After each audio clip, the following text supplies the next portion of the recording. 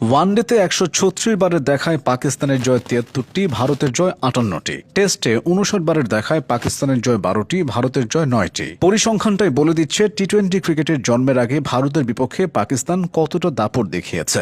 গত এক দশকে প্রচুর ম্যাচ জিতেও মুখোমুখি লড়াইয়ে পাকিস্তানকে ছাড়িয়ে যেতে পারেনি ভারত। নিজ দেশে তো বটেই, অতীতে ভারতে এসেও দাপট দেখাতো পাকিস্তান। ইমরান খানের সময় থেকে পাকিস্তানের শক্তিমত্তা টের পেয়েছিল ভারত। এরপর ওয়াসিম, ওয়াকার, ইনজামাম, মোহাম্মদ ইউসুফ ও শোয়েব আখতাররাও ভারতকে অনেক বিড়ম্বনায় ফেলেছেন। ৯০-এর দশককে বলা হয় ভারত পাকিস্তান ক্রিকেট দ্বৈরথের স্বর্ণালী সময়। ১৯৯৯ সালের এশিয়ান টেস্ট চ্যাম্পিয়নশিপে ইডেনে দুই দলের মুখোমুখি লড়াই। সে ম্যাচে পরপর ২ বলে রাহুল দ্রাবিড় ও সচিন টেন্ডুলকারকে বোল্ড করেন শোয়েব আখতার। ম্যাচটা পাকিস্তান জিতেছিল ৪৬ রানে। এর আগে ১৯৯৭ সালে ইন্ডিপেন্ডেন্স কাপে টিকে থাকার লড়াইয়ে ভারতকে ৩৫ রানে হারিয়েছিল পাকিস্তান। সেদিন অনিল কুম্বলে ও সুনীল যোশীদের উপর ঝড় বইয়ে দিয়েছিলেন সাইদ আনোয়ার, খেলেছিলেন ১৯৪ রানের মহাকাব্যিক এক ইনিংস। ওই ইনিংসটা তখন ওয়ানডেতে ব্যক্তিগত সর্বোচ্চ স্কোর ছিল। আক্ষরিক অর্থে সেটাই ছিল পাকিস্তান টিম, সেটাই ছিল ভারতের উপর তাদের রাজত্ব।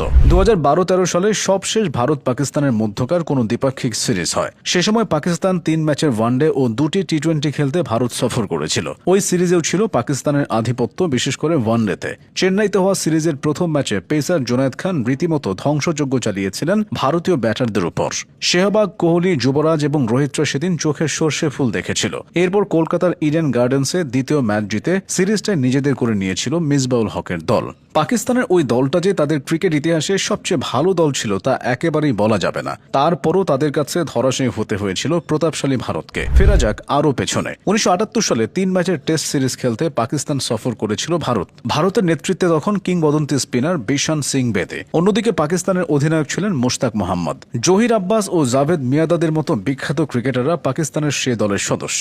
ওই পাকিস্তানের কাছে ৩টি টেস্টের ২টিতেই হারতে হয়েছিল ভারতকে। সুনীল গাভাস্কার ও কপিল দেবরা হেরেছিল বড় বড় ব্যবধানে। সময়টা ১৯৮২-৮৩। ভারত আবারও গিয়েছিল পাকিস্তান সফরে, এবার লক্ষ্য ৬ ম্যাচের টেস্ট সিরিজ। ভারতের অধিনায়ক তখন সুনীল গাভাস্কার আর পাকিস্তানের অধিনায়ক ইমরান খান। ৬ ম্যাচের সে সিরিজে ভারত একটা ম্যাচও জিততে পারেনি। ৩টা ড্র এবং ৩টা জিতেছিল পাকিস্তান। তাও আবার এর মধ্যে ২টাই জিতেছিল ইনিংস ব্যবধানে। সে সিরিজের সেরা ক্রিকেটার হয়েছিলেন ইমরান খান। প্রায় একই সময়ে গাভাস্কারের নেতৃত্বে ভারতীয় দল পাকিস্তানে গিয়েছিল ৪ ম্যাচের ওয়ানডে সিরিজ খেলতে। সেখানেও তারা লজ্জাজনকভাবে ৩টা ম্যাচেই পরাজিত হয়েছিল।